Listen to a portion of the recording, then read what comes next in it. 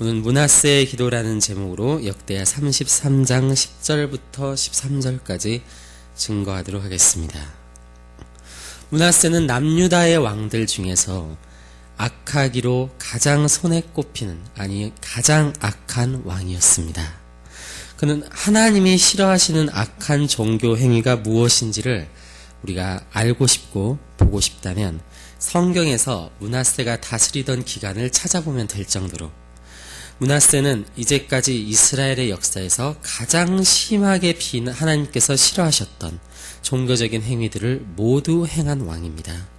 게다가 그는 지금까지 왕들이 했던 악한 행위 외에 추가적으로 이방 사람들을 따라서 최신 유행하는 악행들을 모두 범했던 그러한 왕이었습니다. 그뿐만이 아닙니다. 므낫세 왕은 자신의 아버지였던 히스기야가 행한 종교개혁 조치를 모조리 원점으로 되돌려 버렸습니다. 산당들을 다시 세웠고요. 바알을 위한 제단을 만들었습니다. 아세라 목상을 만들었습니다.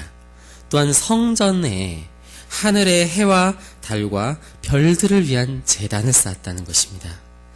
성전은 우리가 잘 알다시피 오직 유일하신 한 분이신 하나님께 예배드리는 장소였습니다. 그런 거룩한 성전에 이런 해와 달들과 별들을 위한 제단을, 그런 우상을 숭배하는 제단을 쌓았으니 이것은 얼마나 큰 죄라고 할 수 있겠습니까? 그뿐만이 아닙니다.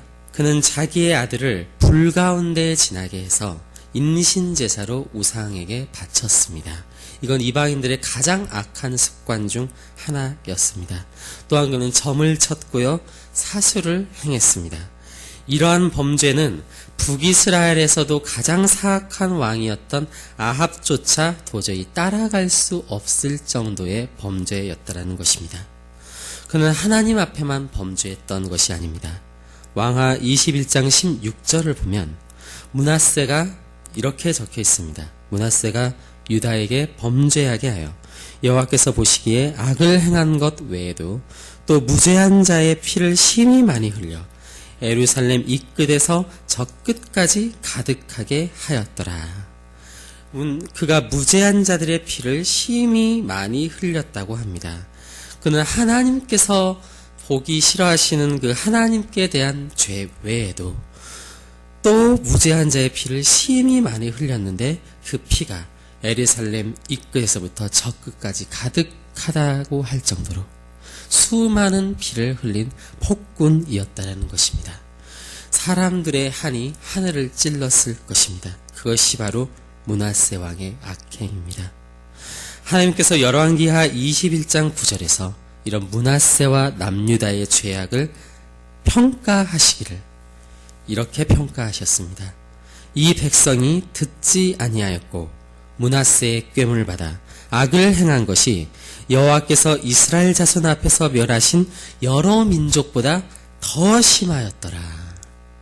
이것이 지금 하나님의 평가입니다. 하나님께서 택하시고 사랑하셨던 이 남유다, 하나님께서 많은 은혜와 복을 주셨고 그 다윗의 왕조를 이어가게 하셨던, 축복하셨던 그 남유다가 지금 하나님 앞에서 므낫세 왕의 통치 아래 악을 행하고 있는데, 하나님께서 그 죄악이 얼마나 크시다고 평가하시냐면 그 죄악으로 인해서 멸망시키신 다른 어떤 이방 민족들보다도 큰 죄악을 행했다라고 하나님께서 평가하신다는 것입니다. 오늘 본문은 바로 이러한 역사적 배경에서 시작합니다. 10절입니다. 여호와께서 므낫세와 그의 백성에게 이르셨으니 그들이 듣지 아니하므로. 하나님은 계속해서 선지자들을 통해서 그들의 입술을 통해 하나님의 말씀을, 하나님의 경고를 므낫세에게 계속해서 전했고요, 므낫세가 돌아올 것을 계속해서 부르셨습니다. 하나님께서 얼마나 므낫세 왕이 돌이키시기를 원하셨는지 왕하 21장 10절에선 이렇게 말합니다. 여호와께서 그의 종 모든 선지자들을 통하여 말씀하여 이르시되, 모든 선지자들을 통해서 말씀하셨다는 것입니다. 하나님은 이 므낫세 왕을 돌이키시기 위해서 그 하나님의 말씀을 전할 수 있는 선지자들을 최후의 한 명까지 보내신 것입니다. 하나님은 그러한 므낫세를 부르고 또 부르셨던 것입니다. 그러나 므낫세 왕은 오늘 끝내 듣지 않았다라고 말합니다. 결국 하나님은 이러한 므낫세에게 징계를 내리시기로 결심합니다. 그것이 바로 11절의 결정입니다.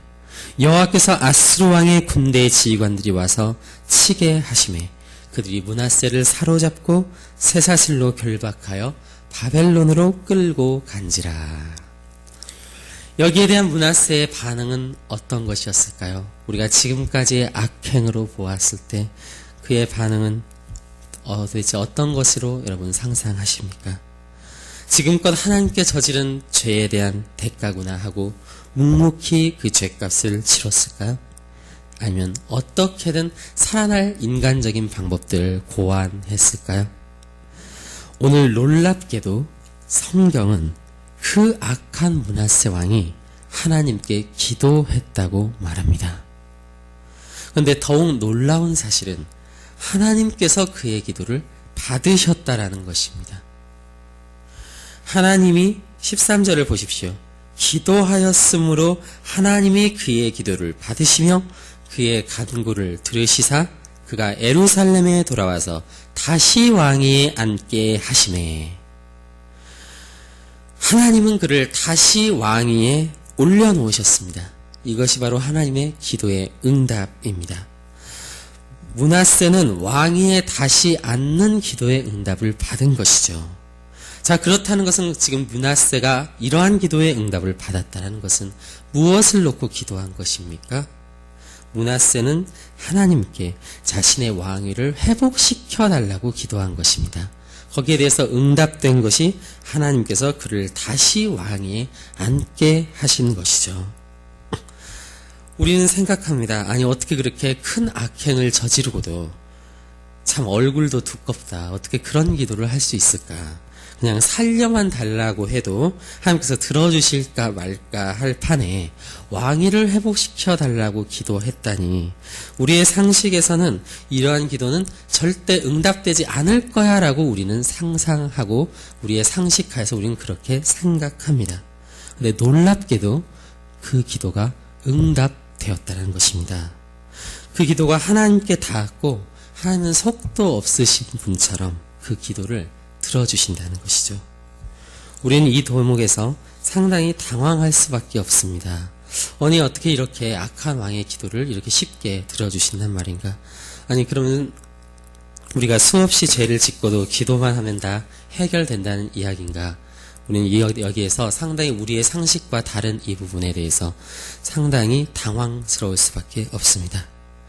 도대체 하나님께서 오늘 이 본문을 통해서 우리에게 말씀하시고자 하는 것은 무엇일까요? 사실 이것은 굉장히 단순한 이야기입니다. 하나님께서 말씀하시고자 하는 것은 분명하다는 것이죠. 그것은 우리가 기도했을 때 하나님께서 거기에 대해서 응답하시는 것은 우리의 자격 때문이 아니라, 우리의 상태 때문이 아니라 오직 전적인 하나님의 은혜 때문이라는 것입니다. 그래서 이 이야기는 복음입니다. 하나님은 죽어 마땅한 므낫세의 기도를 들으셨고 그의 기도에 응답하셨습니다.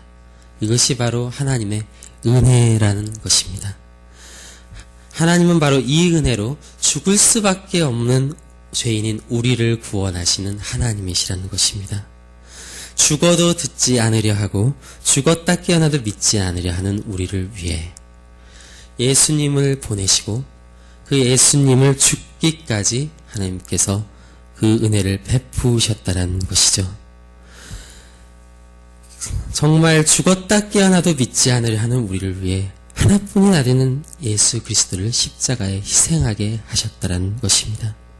그리고 오늘도 그 예수 그리스도를 거부하고 믿지 않으려 하는 우리에게 하나님의 말씀을 통해 우리는 오늘도 그 말씀을 듣고 있습니다.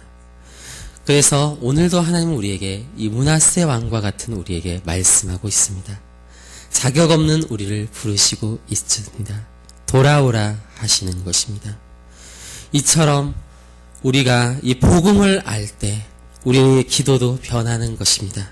우리가 하나님께 기도할 수 있고 그 기도에 하나님께서 응답하시는 것은 우리가 그럴 만한 자격이 있어서가 아닙니다. 내가 그럴 만한 의인이어서도 아니고 하나님 앞에 대단한 일들을 많이 해서도 아니고 주님, 우리가 어떠한 선한 자격이 있어서 그런 것이 아닙니다. 그것은 오직 전적인, 기도의 응답은 오직 전적인 하나님의 은혜의 결과라는 것입니다. 그래서 신학에선 은혜의 하나님께 기도하는 것을 은혜의 수단이라고 말합니다. 이것은 율법의 수단이 아닙니다. 우리가 하나님께 무언가를 헌신했기 때문에 하나님 제게 이런 것들을 들어주십시오 하는 거래가 아닙니다. 기도는 은혜의 수단입니다. 그래서 우리의 자격과 관계없이 그 하나님께 기도하는 자의 기도를 하나님께서는 그의 전적인 은혜로 들으신다라는 것입니다. 이것이 바로 구원의 복음, 바로 복음으로 기도하는, 은혜로 기도하는 자의 자세일 것입니다. 오늘 말씀을 마치도록 하겠습니다. 하나님께서 이 므낫세 왕의 기도를 들으셨던 것은 그가 선한 왕이어서도 아니었고 그가 위대한 정치를 행한 왕이어서도 아니었습니다. 그가 하나님을 믿음으로 겸손하게 그의 앞에 무릎을 꿇고 기도하였기 때문에 하나님은 그 믿음을 보시고 그 기도하는 그것 자체를 받으시고 은혜로 그 므낫세를 다시 왕위로 회복시키신 것입니다. 오늘 므낫세 왕의 기도에 대해서 하나님은 이렇게 말합니다. 그가 환난을 당하여 그의 하나님 여호와께 간구하고 그의 조상들의 하나님 앞에 크게 겸손하여. 참된 겸손이란 무엇입니까? 그것은 자신의 자격을 의지하여 하나님 앞에 나가는 것이 아닙니다. 성경은 바로 그것을 가리켜 교만이라고 얘기합니다. 아무리 위대한 일을 하고 아무리 선한 일을 한다 해도 자신의 자격을 놓고 하나님 앞에 기도하고 하나님 제가 이만큼 했으니까 주여 이만큼 해주십시오라고 하는 것은 교만한 마음이라고 성경은 말하고 있습니다. 그렇다면 참된 겸손함은 무엇입니까? 그것은 자신의 정말 어쩔 수 없는 한계를 솔직하게 깨닫고 하나님 앞에 그 상한 심령을 가지며 정말 다윗의 그 50편 51편의 상한 심령을 가지고 주님 앞에 엎드리는 자, 정말 자신의 자격에 상관없이 오직 하나님의 은혜에 의지하여 엎드릴 줄 아는 사람, 하나님은 그런 사람이 하나님 앞에 크게 겸손한 자라고 오늘 우리에게 말씀하시는 것입니다. 오늘 포립교회 성도 여러분들, 오늘 우리가 그 하나님의 은혜에 의지하여 오늘도 기도하길 원합니다. 정말 우리의 잘남을 하나님께 드러내는 것이 아니라 또한 우리가 죄악을 행했다 하여 하나님 앞에 나가지 못하는 것이 아니라 오직 주님의 은혜의 크기를 알고 그 하나님의 은혜 앞에 엎드릴 줄 아는 오늘 여러분들이 되시기를 진심으로 소원합니다. 기도하겠습니다.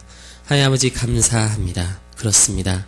하나님께서 범죄한 다윗왕의 기도를 들으시는 것은 하나님께서 오늘 역사상 가장 끔찍한 왕이었던 이 므낫세의 기도를 들으시고 그에게 깨닫게 하시며 그에게 돌이키게 하신 하나님은 주여 오직 은혜의 하나님이라는 것을 저희금 다시금 알게 하여 주십시오. 우린 여전히 세상의 가치관에 묶여있기 때문에 하나님께서 왜 이런 자들의 기도를 들으시는가 항상 불만을 가지고 주여 우리가 자신의 의롭다함을 드러내기에 우리가 그렇게 교만한 자들인 것을 오늘 다시금 이 말씀을 통해서 깨닫게 하여 주시며 주님 다시금 그 하나님의 은혜 앞에 엎드리게 하시고 다시금 우리를 겸손케 하시며 주님 그 하나님께 기도할 때 오늘도 주의 은혜로 그것들을 응답하여 주시옵소서. 감사드립니다. 우리 주 예수 그리스도의 이름으로 기도드립니다. 아멘.